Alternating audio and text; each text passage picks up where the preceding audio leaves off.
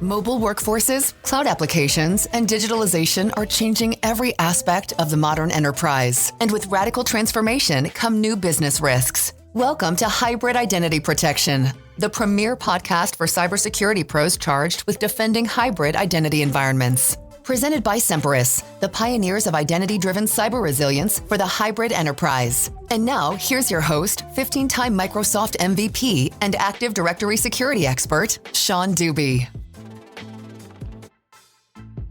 Hi everyone, this is Sean Dubey, host of the Hybrid Identity Protection, HIP, podcast. We're holding our annual HIP conference in New Orleans French Quarter and Mardi Gras World on November 13th and 14th. Like the podcast, the HIP conference focuses on helping organizations meet the identity security challenges that arise in today's fast-moving business environment. We have distinguished speakers from both the private and the public sector, such as former National Cyber Director Chris Inglis, Sean Metcalf, AD security expert, founder and CTO of Trimark Security and the creator of adsecurity.org, and Alex Weinert, Vice President of Identity Security for Microsoft. Go to hipconf.com for more information. Use discount code HIPCyberRanch for a 10% discount on registration, and I look forward to meeting you there in November. Microsoft Online Services are pretty ubiquitous in the business world. Everybody knows about Office 365. Millions of people, millions of organizations use Office 365 or Azure Cloud Services or other Microsoft cloud services. Microsoft itself has made it very clear that the cloud services are their future. And underpinning all of these services is Entra ID, formerly known as Azure Active Directory. It is critical to the success, to the security, and to all of the provisioning and all of the details of these Microsoft Online Services. That's one of the strengths of Microsoft's online services, is its uniform, integrated identity with everything that they do. Now, of course, that means that's also very, very important to keep safe. So imagine a scenario, and it's not too hard to imagine, based on events that have already occurred in the past, that a threat actor gains control of your Entra ID tenant. They hold it for ransom. They evict the correct organizational global admins and other administrators, and they hold the tenant for ransom. Let's say things don't go the way you would like them to go, and the threat actor begins deleting various Entra ID entities, users, groups, enterprise applications, conditional access policies, you name it, and basically wreaking havoc in the tenant. What do? You may think that you can just simply call up Microsoft and they will magically restore all of it, but that is not the case, and that's the point of this podcast.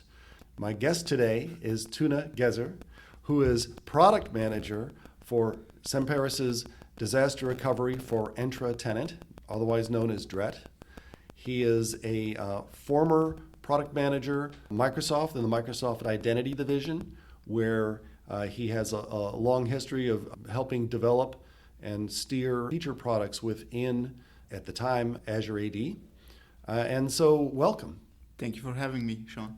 So to start things out, let's talk about what is in a SaaS model. We sort of assume we know what SaaS is all about nowadays. We certainly use SaaS every day, but it's as a baseline, it's important to sort of understand what SaaS really is and what it isn't. That's actually a good start to have the conversation, because probably we have to go a few years back when the first conversation started with cloud services, right? So it was kind of like today's AI and ChatGPT conversation. That was the same thing like a decade ago, where we had like a cloud, everyone has to go to cloud is the thing. But then we had the understanding, we were told that there are different layers in cloud services that we can start consuming, which is like we had to understand the definition and the differences between IaaS, infrastructure as a service, PaaS, which is platform as a service, and then finally SaaS, which is software as a service. But then in time we obviously understood the differences, but now we are in an age where we just consuming lots of SaaS solutions because it's fairly easy. There is no infrastructure requirement. You just purchase the service, integrate, and you start using it. And the integration is fairly simple. Usually you do a single authentication with the service, do a few knobs of configurations, and that's fine. But then the question is, like, you are using this SaaS service, but what is really the SaaS service in the context of? Is that a service that you own, or is that a service you consume? And whenever we engage with identity experts in the field that are like working with Active Directory for many decades now, and in the identity world, Active Directory is something that you install in your system, in your infrastructure, and you own that service.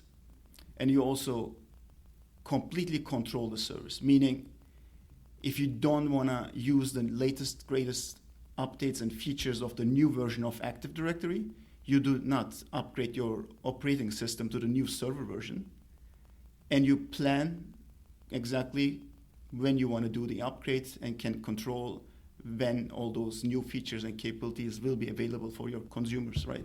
Same thing goes with extending the directory service with new objects, schema, properties, or attributes. So all of that aspect is in the control of the IT admin that owns the Active Directory.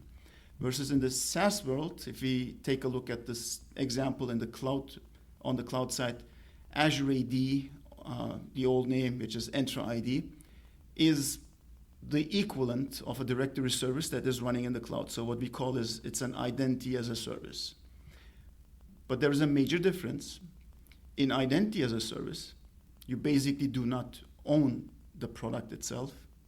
You are a consumer of the product, meaning you do have administrative controls in the configuration aspect of the directory, but you have zero control on the services and features that you are able to use, because Microsoft builds features and updates the product on a very regular basis. So if there is a Microsoft website that is called monthly updates or for Entra ID, if you just follow that page, you would be seeing that on a monthly basis, Microsoft is just releasing lots of new features, and they are immediately available to any Entra ID customer in the world. And to make those features functioning technically, what they need to do is they need to extend schema, they need to add new objects, new entities, new relationships in the system that you, in the old world, in the on-prem AD world, you would basically have the total control of that. And right now, you do not control that, so you always kind of in the reactive mode and are playing to catch up with what's new. So if you don't follow up for a month, you will fall behind and you have to just refresh your memory. What's new, what's available, what can I use? So in the context of a SaaS service, what, as you said, the organization is the consumer of the service rather than the owner of the service.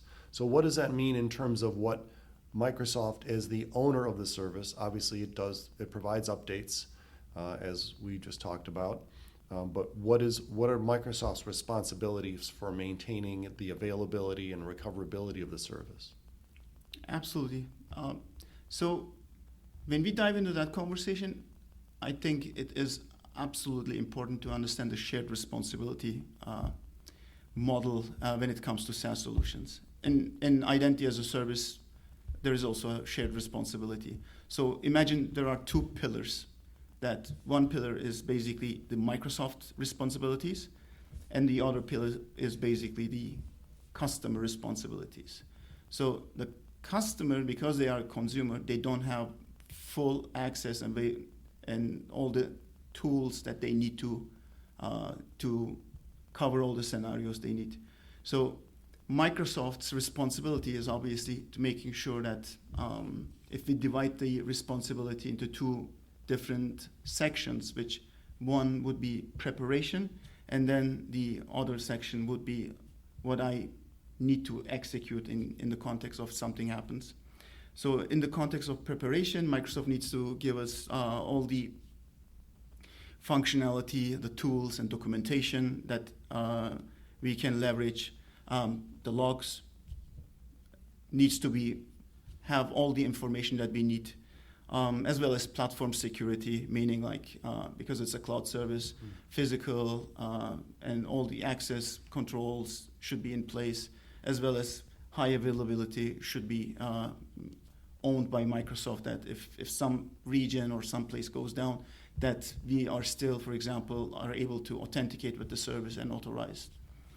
And then finally, and most importantly, probably APIs, because these are now public APIs that we are reaching. So there needs to be a set of public APIs that we can go and read all the necessary information that would help us in case of a disaster, for example. And what is the responsibility of the consumer, of the consuming organization? The responsibility of the consuming organization is basically everything that is inside the directory service itself. So all the objects that they have, users, groups, you named them, conditional access policies, they need to have the latest state of all those objects available. They need to understand the relationships of those objects with each other.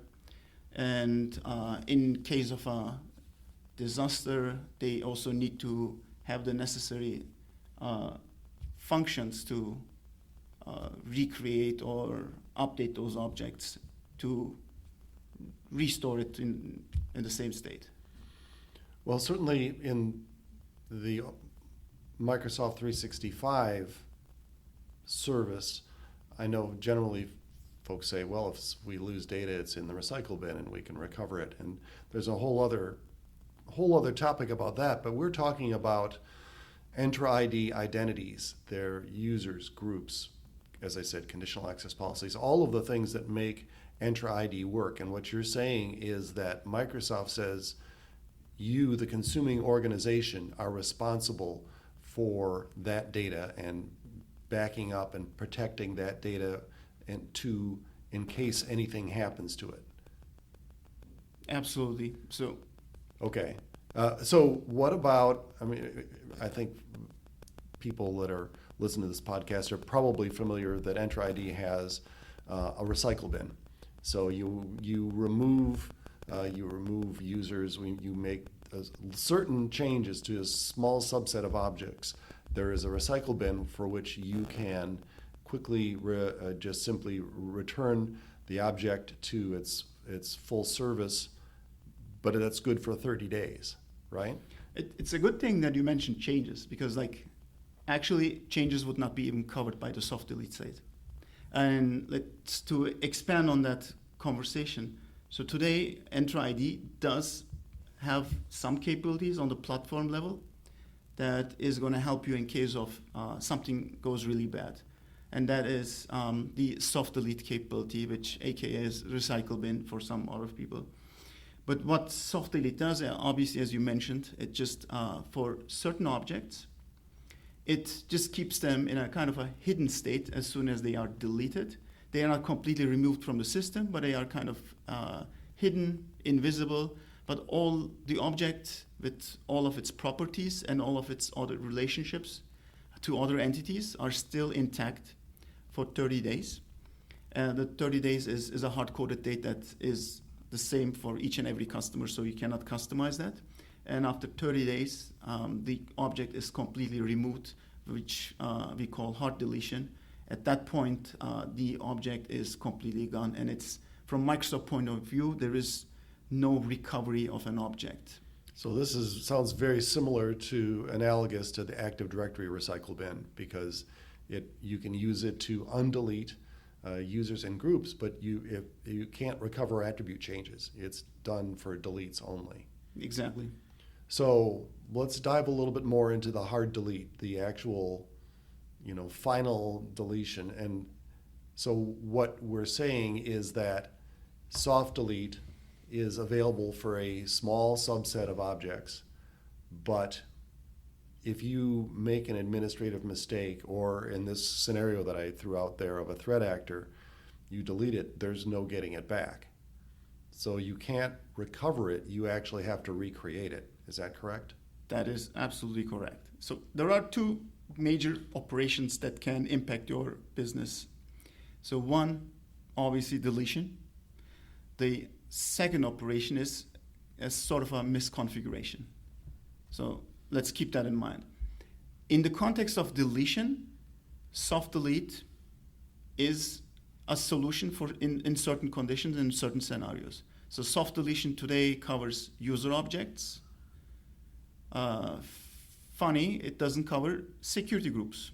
It covers M365 groups, and M365 groups are obviously like heavily used, but none of the security groups are covered by soft delete. So if you delete a security group accidentally or intentionally, it's immediately hard deleted. Then there are other object types that are covered by soft delete, which are application objects, service principals, or enterprise applications are covered by soft delete.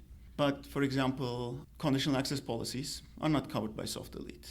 And Microsoft, I believe, they are planning to expand the soft delete capabilities, but it's not a light operation, to be honest, because every object, we mentioned the relationships, there is also another layer of relationship that needs to be taken care of when states are changed. And that relationship is between all the downstream services. So if you are a consumer of Office 365, you do have SharePoint Online, Exchange Online, Teams, and all those tiny valuable applications that are in the Office 365 family.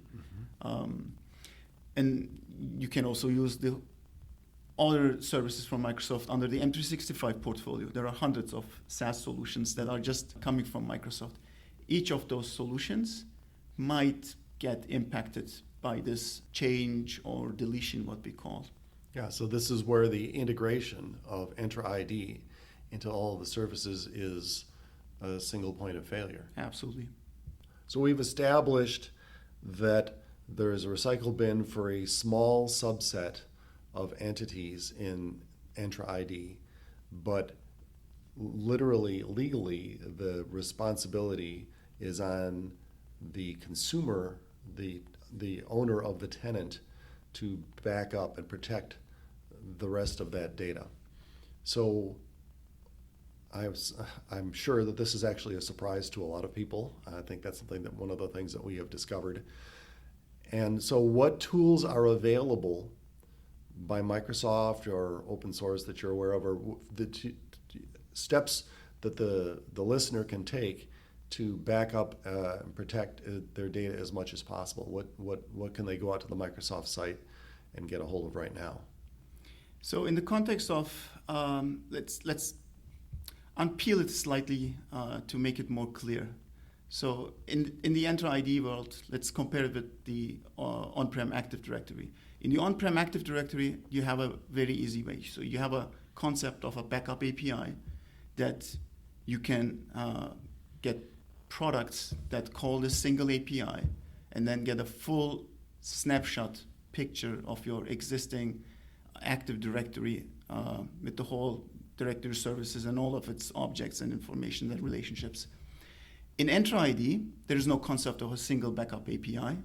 So what you need to do is you basically have to go to each entity's endpoint and then execute a read operation. So basically what you need to do is you need to identify what are the crucial entities and objects that you need to have a snapshot of. Easy users, groups, conditional access policies, and application objects, service principals, admin units, and there are plenty of other objects that you should consider. Once you have identified those objects, you can simply go with any tool and call those graph endpoints, get the output, save it in a file. That's the simplest form. There are some community solutions, and Microsoft released a few tools that makes this operation much easier. And one of them is the Entra ID exporter, what Microsoft calls it. It's, I believe, available on GitHub repo. And this is basically authenticates to your tenant with the necessary permissions, and then calls each and every object, and then creates a file of the current state of the object and its properties. That bears repeating and summarizing. So what you're saying is that unlike Active Directory, on-prem identity service, Entra ID has no unified backup API. There is no equivalent. The individual owner of a tenant, the consumer of this service, has to first off, find this Microsoft tool and use it to download what you can download, but even that is a subset of everything that you should be paying attention to. Enumerating all of these individual identity classes and exporting their configuration. Now, is there a way to import those configurations? The way to import them would be something that you need to control. And so first of all, you have to clean the data and then make sure that you just import the sections that you would like to import. The tool doesn't give you any importing functionality, so you have to basically take that information and then use either graph calls or something else in that direction to import the data. What about, and we talked earlier about the extremely complicated interrelationship between Entra ID and its major services such as Microsoft 365 and Azure as well, and Azure roles, Azure permissions. You mentioned that before our conversation started today that there's also a tool for exporting the configuration for Microsoft's 365 as well, correct? That is correct. Right. So again, we run into the same idea of being responsible for your data while Microsoft provides the service, and also the interrelationship of the two services. We talked about the concept of groups and an M365 group versus a security group versus a mail-enabled security group versus a distribution list, and objects in Entra ID that are actually created in other services, such as Exchange Online. Why don't you give the example of the contact in Exchange Online and where does that go? Correct. So as on-prem AD folks, we used to be able to create contacts in on-prem AD directly, right? Once we moved to the cloud with Entra ID, obviously contacts are still an entity that can be created, but interestingly, Entra ID doesn't own contacts. So you cannot create contact objects directly into ID. You can create users, but that's it. If you want to create contacts needs to be created in Exchange Online. So you have to use the Exchange Online portal, the admin portal for Exchange Online, to create those contact objects or the Exchange PowerShell commandlets. And those contacts, once they are created, they are synchronized to Entra ID. So you can see them, but you do not have the right permissions on that object. So it's created, like the source of authority of the object is Exchange Online. Right. And the same goes for some other groups that you mentioned, like this mail-enabled distribution groups are controlled, the source of authority is, again, Exchange Online. So in the scenario that I described at the beginning, let's say for whatever reason, you lose control of your Entra ID tenant and you call Microsoft, help me get control back of the tenant. What exactly will Microsoft do? At a high level, we don't necessarily know all of the details of it, but what will Microsoft do at this process, and what do you end up with after Microsoft helps you? Again, that takes us back to the shared responsibility. So Microsoft is not responsible whatever happens inside your directory service in the data. it's not Microsoft's responsibility. So they will, if you lose access, if your tenant gets a takeover, they can get it back and give it back to you, but the damage, what's done in the tenant inside the directory, it's done. So there is no recovery that Microsoft can do. So that's why we mentioned that you should, if you don't have any tools, any third-party solutions that you purchased, you should definitely go first thing today. I would go download the Entra ID exporter. I would go download the M365 desired state configuration tool, which one of them is focusing on Entra ID, the other one is focusing on the M365 side of the house. But it's basically exporting all the most of the entities and the properties and the current state. And it's going to be a good enough snapshot that if something really goes in the wrong direction, you can use that data to clean up and then restore. Obviously, the cleanup and restore is easy to call out, but it's a very tough and challenging operation as well. Yes, it's a very heavy lift to get that back. But as we alluded to, you can do this manually, but there are also third-party products such as Semperis Disaster Recovery for Entra Tenant that essentially does all of this discovery and the exporting and saving into a database and the ability to recover as well. Is that a good assessment, or tell us a little bit about it?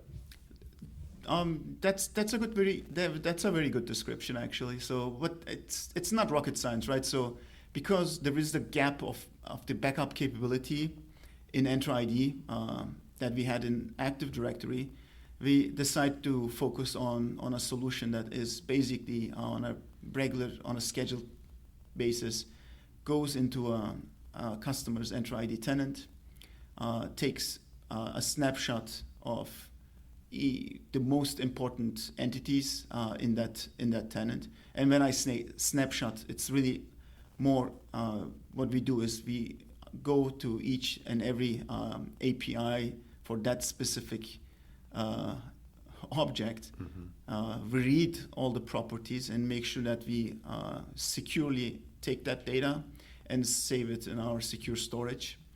And what you basically can do with that at the end of the day, if something really goes bad, you have a bulk deletion or even a bulk modification in your Entra ID system that you need to recover or restore to the desired state as soon as possible. You are able to go to the necessary backup snapshot back in time, select the objects, and then trigger the restore. The restore does also focus on making sure that not just the individual object or objects that you selected are restored.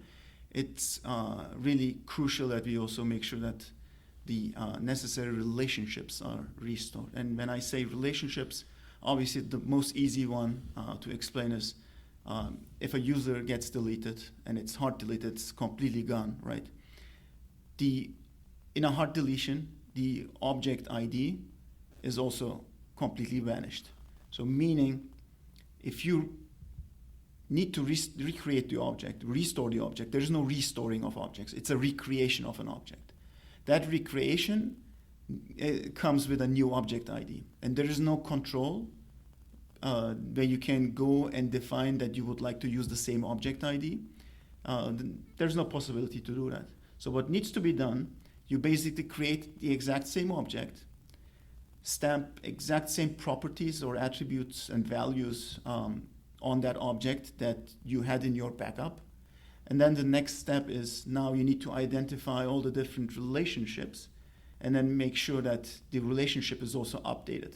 Meaning if the user was member of like hundreds of groups, you go to each group and then remove the old entry of the deleted user, which the reference is the object ID, obviously. So, and replace it with the new created object, which is the new user. You do that for groups. Then you have to think of other relationships. And let me give you a few examples that just can give you an idea.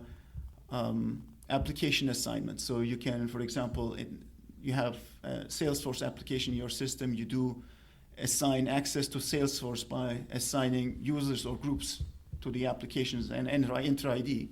So when you recreate the group or the user, you need to make sure that the recreated object is also reassigned to the application so they can still access the resource. One other relationship is very crucial from the security point of view is conditional access policies. So you also need to make sure that the same object, when recreated, needs to be reassigned to all existing conditional access policies it was assigned before. The policy engine can do the same controls on the same object as it was before. And there are many more relationships, to be honest. Well, yes. I mean, you're pointing out the scope of the task that has to be accomplished manually is monumental, because it's not just the individual identities, the individual entities. It is, and you were only describing the relationships within Entra ID, not even Correct. the relationships with the myriad applications, the M365, Azure roles, you name it. Extraordinarily complex. So the takeaway of this fascinating conversation is back up your data in Entra ID, run, don't walk, and find those tools to back up the data that you can in Entra ID, but be aware that that is only part of the solution. And like homework, I would say, like, make sure, as you mentioned, document your known good states. That's for sure. The other part would be like make sure that you have a business continuity and disaster recovery plan, meaning identify your resources. This operation is resource consuming. So you need to have the manpower that in case of a disaster, you can rely on. So that specific dedicated manpower, to be honest, if you don't have enough resources, then you should look into third-party solutions that can help you minimizing the effort. It's clearly very, very resource intensive. And so it's one thing, it is only, and I say half, and it may be less than half of the project to discover and back up, copy off the state of everything. It sounds like the restoration is really complicated because it's either done point and click, or if you're sufficiently skilled to use the Graph API to rebuild some of those relationships. Absolutely. So you have to be proactive. There is no way that you have to know what you're doing. You have to have everything documented, as well as you have to test on a regular basis, because as we probably touched before, you do not own Entra ID, you consume Entra ID, meaning whenever Microsoft is releasing new features and functionalities, all the tools and solutions that you custom built, there is no guarantee that they are backwards compatible. So if Microsoft changes the schema of an object, a well-known object type, which surely happens all the time, you need to make sure that your existing DR solution is also functioning, and it's gonna make sure that it will be backwards compatible. So you should definitely not just document and describe and have a definition of all those different relationships. You should also, on a regular basis, go and test your DR solution if it's also able to recreate or in case of a deletion, recreate an object. In case of a misconfiguration, get the object state to the desired state back. I think these are very crucial operations that every Entra ID admin needs to take very serious. And we're not talking a typical on-premises disaster recovery test of every 6 months. This sounds like this should be more like monthly, because these things, how often these things may change without notice until you test it and the output that you get is different than what you expected. Or you take your backup and you try to apply it and it doesn't work because something in the underlying fabric has changed. Exactly. I mean, you nailed it pretty much. So no unified backup API. You're responsible for your data. There are some open source or available Microsoft tools to back up some of it, but recovering it is very difficult, very resource consuming, and you have to test. If you built all that, you have to test it on a regular basis to make sure it even still works, or look at a third party solution. And the SaaS model is somebody else does the work for you on this to keep it up to date, to make sure. And really so what I hear in this description of the work involved is, as you so elegantly put it, resource intensive is time. It's people and it's time. And as when we talk about it in the cyber world, is downtime, is when it is most critical. Something takes a lot of time when it is most critical and most expensive. So, and it's interestingly, I usually call it out that when you have a downtime, the challenge is really not the technical part of it.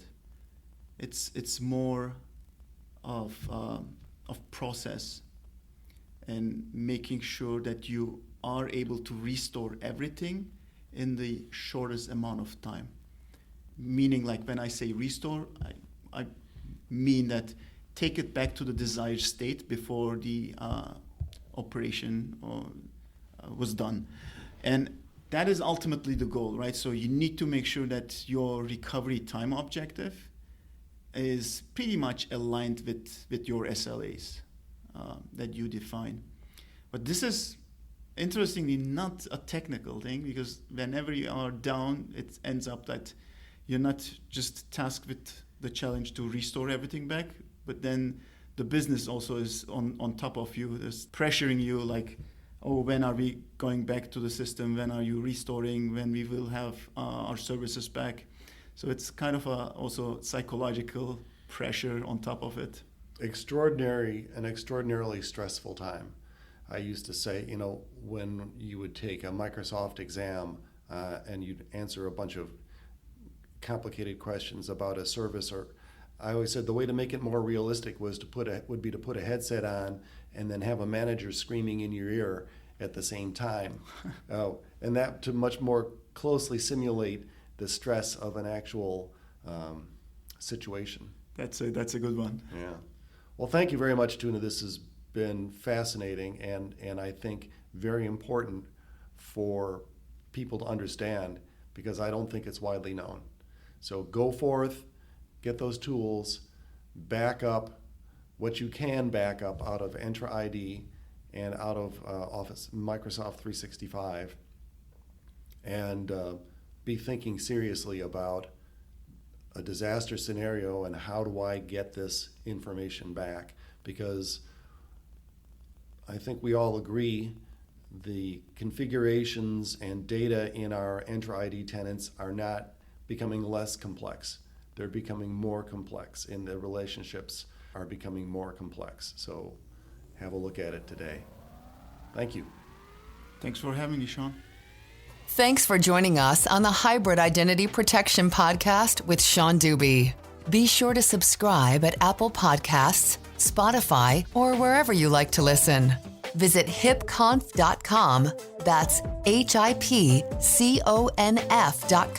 to learn about upcoming events, view expert presentations, and take part in the conversation.